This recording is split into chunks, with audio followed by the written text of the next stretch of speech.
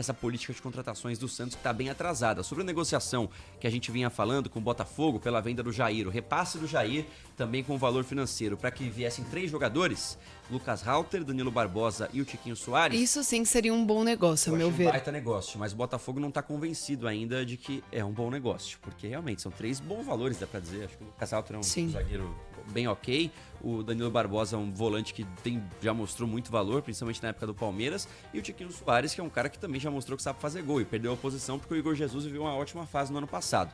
No Santos, os 3 seriam ótimos nomes. Eu acho que seriam até porque o Santos precisa montar um elenco.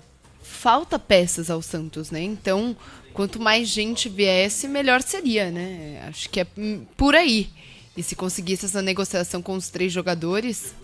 Não sei, eu queria ver o Jair um pouco mais, para ter certeza de que o jogador vale tudo isso. Mas ele vale o que o mercado pagar, né? É assim que as coisas funcionam. Falando em vale o que o mercado pagar, e aí entra um pouco nesse assunto do Santos, mas engloba outros times também.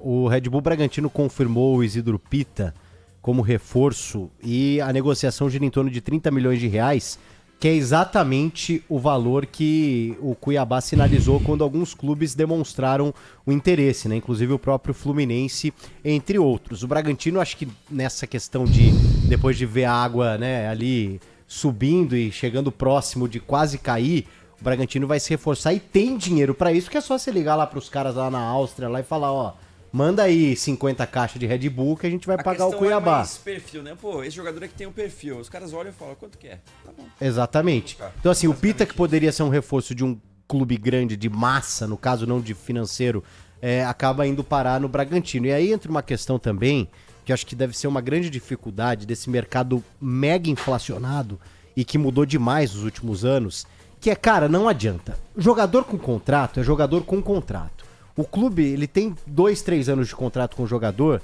você pode estar jogando a Série B do Campeonato Brasileiro.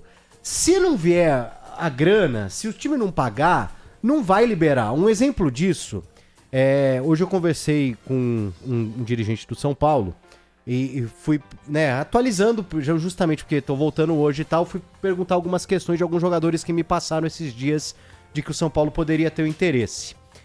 E foi me passado o nome do Natanael, jogador de 22 anos, lateral direito do Curitiba. O Coxa já vem há 2 temporadas na Série B do Campeonato Brasileiro. Ele jogou na Europa, né, o Natanael? Jogou? Jogou jogar na Europa, se eu não me engano. Eu sei que ele é uma cria do Coxa, ele tem mais de 100 jogos pelo Coxa nos últimos anos.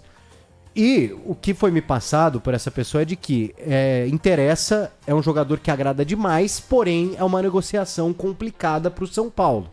Então, assim, ele só jogou no Curitiba. Só jogou no Curitiba. Lateral esquerdo isso, jovem, né? Lateral direito. Direito, isso. Isso. Isso dá uma dimensão do que, cara, não importa se o seu time tá jogando a Série B e o time que tá atrás do seu jogador tá na Série A e é o São Paulo. Se ele é um cara valorizado, se ele é um cara que tem um contrato bem amarrado, não adianta. Ele tem um valor e ele só vai sair mediante o pagamento desse valor, algum tipo de negociação.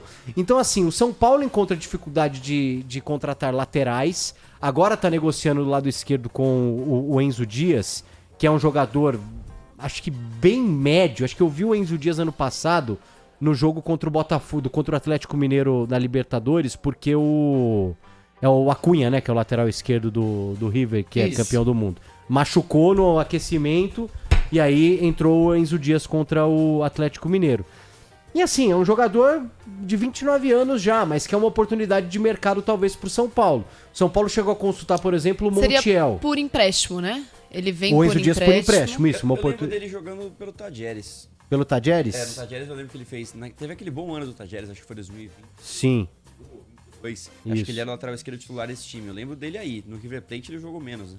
Exatamente. Tanto que ele tem 35 partidas na última temporada. Os últimos 2 anos ele jogou no River. Então, o que eu tô querendo dizer... E o River deve contratar o Montiel, por exemplo, do Sevilha, que era um jogador que o São Paulo tava de olho. O River vai lá e vai pagar.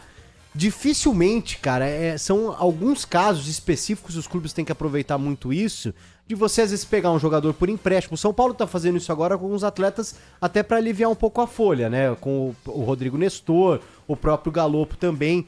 Mas pra você resolver problemas do elenco como o Santos precisa, e aí eu faço essa volta pra voltar ao Santos, mas isso vale acho que pra qualquer clube que não tenha tanto dinheiro assim, é que, cara, não adianta. Não importa, o cara é lateral direito do Coritiba que tá 2 anos jogando a Série B, vai jogar de novo. Custa tanto, amigo? Custa tanto, você tem que pagar. O Cuiabá caiu pra Série B. Cara, em alguns anos, um clube como o Cuiabá caindo pra Série B seria desmanchado de uma forma que você nem sente. Hoje, beleza, tem a questão de que os clubes eles fingem que pagam também.